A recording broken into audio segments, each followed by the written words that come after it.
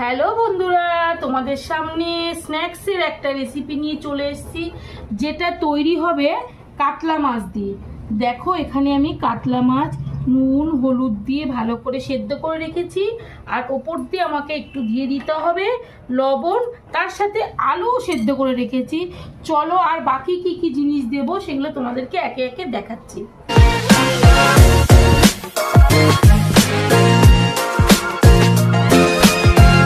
আজকে রেসিপি করতে আমি কাতলা মাছ নিয়েছি আর আলু সেদ্ধ করে নিয়েছি, সেটা তো তোমাদেরকে বললাম। আর আজকে রেসিপিটার নাম হচ্ছে fish finger. Fish finger try করছি, কেমন হবে জানি না, চেষ্টা করছি তোমাদের জন্য একটা সুন্দর একটা রেসিপি শেয়ার করা। তবে তোমাদের দেখতে হবে ভিডিওটা। দেখো, ওখানে তো নিয়েছি মাছ সেদ্ধ আর আলু সেদ্ধ, এখানে নিয়েছি রসুন, পেঁয়াজ কুচি, টমেটো কুচি, কাঁচা লঙ্কা, ধনে পাতা, আর এখানে আদা গ্রেট করে নিয়েছি, আর একটা হাফ মতো লেবু নিয়েছি, আর এখানে নিয়েছি বিস্কুটের গুঁড়ো। এবার বাকিটা কিভাবে কি করছি সেটা আস্তে আস্তে তোমাদেরকে দেখাচ্ছি। সবার প্রথমে আমাকে এই যে চপার আছে এর মধ্যে সব কিছু চপ করে নিতে হবে। আমি এখানে রসুন দিয়ে দিচ্ছি, পেঁয়াজ দিয়ে দিচ্ছি। রসুন আর পেঁয়াজ আগে করে নেব, একসাথে করলে আটকে যেতে পারে, তাই আগে রসুন আর পেঁয়াজটা চপ করে নিই। রসুন পেঁয়াজ তো চপ করা হয়ে গেছে, এবার এর মধ্যে দিয়ে দেবো আমি টমেটো আর কাঁচা লঙ্কা। ব্যাস, তাহলেই হয়ে যাবে। চলো আবারও চপ করি। এই দেখো কি সুন্দর হয়েছে চপ করা। এবার মাছগুলোকে আমি মেখে নেব। তার আগে এর মধ্যে আমাকে দিয়ে দিতে হবে একটু লবণ। একটু লবণ দিয়ে দিই, লবণ দিয়ে একবারে মেখে নেব। ব্যাস। আচ্ছা, এর মধ্যে দিয়ে দেব, এখনই দিয়ে দিচ্ছি একটু জিরে গুঁড়ো। ব্যাস, এইটুকুই থাক। ও আর এখানে আছে, আর একটু দিয়ে দিচ্ছি। জিরে গুঁড়োটা পুরো মানে 1.5 চামচ মতো হচ্ছে জিরে গুঁড়ো, দিয়ে দিলাম একবারে। এবার আলুর সাথে আর মাছ একসাথে সুন্দর করে মেখে নেব। কাটা ছাড়িয়ে রেখেছি, তাও হয়তো একটা দুটো কাটা থাকতে পারে। এইভাবে মেখে নেব। আলুটা শুধুমাত্র বাইন্ডিংয়ের জন্য দিয়েছি। এখানে আমি 5 পিস মাছ নিয়েছি। ভালো করে আগে মাছগুলোকে চটকে নেব। মাছটা সুন্দর করে চটকে নিয়েছি। এবার মাছের মধ্যে দিয়ে দেবো একটু পাতিলেবুর রস, কারণ মাছের যে একটা আঁশটানি একটা ফ্লেভার থাকে সেটা যাতে কেটে যায়। অনেকে পছন্দ করে না, লেবু রসটা দিলে সেই গন্ধটা চলে যাবে। ব্যাস, দিয়ে দিলাম, দিয়ে একটু মিশিয়ে নিই। এবার এই যে চপ করে রেখেছি পেঁয়াজ রসুন সবটা দিয়ে দেব। একটু পেঁয়াজ রসুন বেশি করে দিলে ভালোই লাগবে। আচ্ছা, এখানে রয়েছে আদা আর ধনে পাতা, সবই দিয়ে দেব যা যা আছে। আমি এখানে কিন্তু হলুদ দেব না, একটু দেব লঙ্কার গুঁড়ো। 1 চামচ মতো লঙ্কার গুঁড়ো দিচ্ছি। দেখো, দিয়ে সব কিছু ভালো করে এখন মেখে নেব। আচ্ছা, আর একটা জিনিস দিতে হবে, দেব একটু গরম মশলার গুঁড়ো। এই যে 1 চামচ মতো আমি গরম মশলার গুঁড়ো দিচ্ছি, শুধুমাত্র ভালো একটা সুন্দর ফ্লেভার যাতে হয়। ব্যাস, চটকে 10 মিনিট মতো রেখে দিতে হবে। তারপরে বিস্কুটের গুঁড়ো সহযোগে তৈরি করতে হবে। এর মধ্যে চাইলে একটু কর্নফ্লাওয়ারও দেওয়া যায়। আমি তৈরি করার সময় যদি আমার মনে হয় যে কর্নফ্লাওয়ারটা লাগছে তখনই আমি দেব। দেখো 10 মিনিট হয়ে গেছে, দেখো কি সুন্দর সেট হয়েছে। এবার এর মধ্যে তোমরা দিতে পারো একটু চাট মশলা, তাহলে কিন্তু খেতে খুবই ভালো হবে। আচ্ছা, আমার লাইটটা জ্বালানো হয়নি। এর মধ্যে একটু চাট মশলা দিয়ে দিচ্ছি। এটা শুধু টেস্টের জন্যে, ভালো লাগলে চাট মশলার ফ্লেভার ভালো লাগলে দিতে পারো, আবার নাও দিতে পারো, যার ভালো লাগবে না সে দেবে না। আর একটু কর্নফ্লাওয়ার দিচ্ছি, যদি আমার বাইন্ডিং করতে একটু অসুবিধা হয় তার জন্য কর্নফ্লাওয়ার দিচ্ছি। কর্নফ্লাওয়ারটা আগে একটু মিশিয়ে নিই,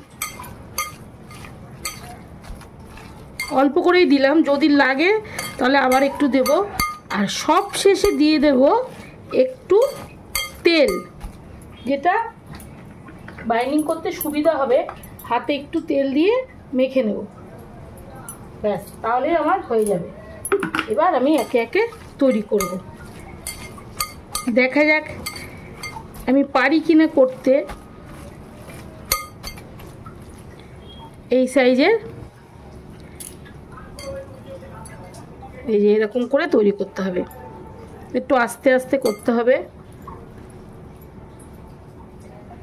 বেশি লম্বা করছি না, এই সাইজের করছি। করে করে আমি আগে এখানটা রাখছি, আবার একটা তৈরি করি। বানাতে যত সময় লাগে খেতে কিন্তু ততটা টেস্টি, ভীষণই সুন্দর হবে। এই দেখো, এই যে এইরকম শেপ দিচ্ছি আমি। চলো তাহলে এইভাবে সব কটা আমি তৈরি করি। এই দেখো একে একে সমস্ত কিছু গড়ে নিয়েছি, এই দেখো এখানে আর এখানে। এবার একটা একটা করে ডিমের গোলায় তোমরা দিতে পারো, আমি ডিমের গোলাতে দিচ্ছি না, আমি শুধু এই বিস্কুটের গুঁড়ো দিয়েই কোট করছি।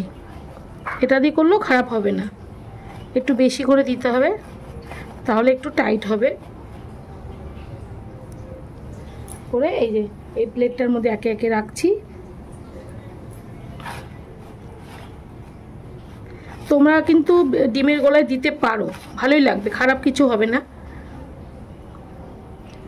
একটা একটা করে তৈরি করি।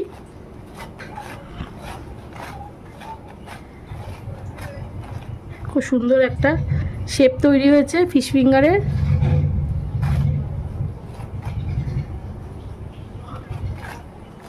আর এই বিস্কুটের গুঁড়ো আমি বাড়িতেই করেছি, টোস্ট বিস্কুট হয় না, ওইগুলোকে গুঁড়ো করে নিয়েছি। এই দেখো এরকম হয়েছে। আমি একে একে তাহলে সবকটা তৈরি করে নিই। এই দেখো বন্ধুরা, একদম ফিশ ফিঙ্গারের শেপ তৈরি হয়ে গেছে। তোমরা চাইলে বললাম যে ডিমের গোলায় দিয়ে ডবল কোট করেও করতে পারো, আবার সিঙ্গেল কোট করলেও কোনো খারাপ হবে না খেতে। চলো আমি এখন ভাজতে শুরু করি। ওদিকে আমি তেলটা আগে থেকেই আস্তে করে বসিয়ে রেখেছি, চলো দেখাচ্ছি। এখানে তেল আগে থেকে গরমে বসিয়ে দিয়েছি, তো এবার আস্তে আস্তে আমি ছেড়ে দেবো। এই দেখো আস্তে আস্তে আমি একে একে ছেড়ে দিচ্ছি।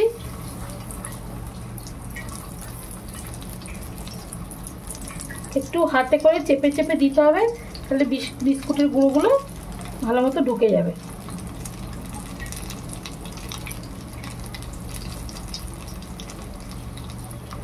এই ফিশ ফিঙ্গার আমি ফার্স্ট টাইমই তৈরি করছি, তাই ভাবলাম যে তোমাদের সাথে শেয়ার করি, তোমাদেরকে দেখাই। তোমরা যারা পারো তারা তো করতেই পারো, যারা পারো না তারা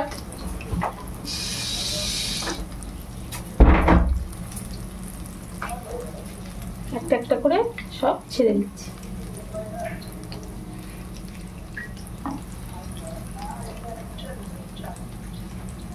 দেখো দেখতে তো খুবই সুন্দর হয়েছে, ভাজলে কতটা সুন্দর হবে সেটা তোমরাও জানো না, আমিও জানি না, আমিও ফার্স্ট টাইম করছি, ট্রাই করছি, সেটাই তোমাদের শেয়ার করছি, বারবারই বললাম। চলো এই কটা আগে আস্তে আস্তে করে আমি ভেজে নিই। ফ্লেমটা একটু বাড়িয়ে দিচ্ছি, আবারও আমি কমিয়ে দেব। এগুলো একটু উল্টে দেখি কেমন হচ্ছে। আচ্ছা এখন উল্টানো যাবে না। ফিশ ফিঙ্গার একদম রেডি হয়ে গেছে। আমি আস্তে আস্তে করে একটা একটা করে তুলতে হবে। এইভাবে আস্তে আস্তে আমি একটা একটা তুলছি।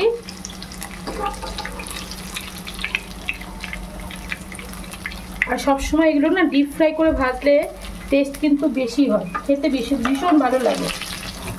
আমি আস্তে আস্তে তুলছি। ঘেমে চুমে ফিশ ফিঙ্গার একদম রেডি করেছি। দেখো কি সুন্দর হয়েছে ওপরটা, দেখেছো? এই দেখো কি সুন্দর, একদম পোড়া পোড়া টাইপের করেছি। ফিশ ফিঙ্গার তো এরকমই দেখতে হয়, আরও লম্বা হয়, আমি অতটা লম্বা করিনি, আমি গরমে এখন খেতে পাচ্ছি না, তবু তুই বললি বলে আমি একটু খাচ্ছি। পেঁয়াজ ছাড়া একদমই চলবে না।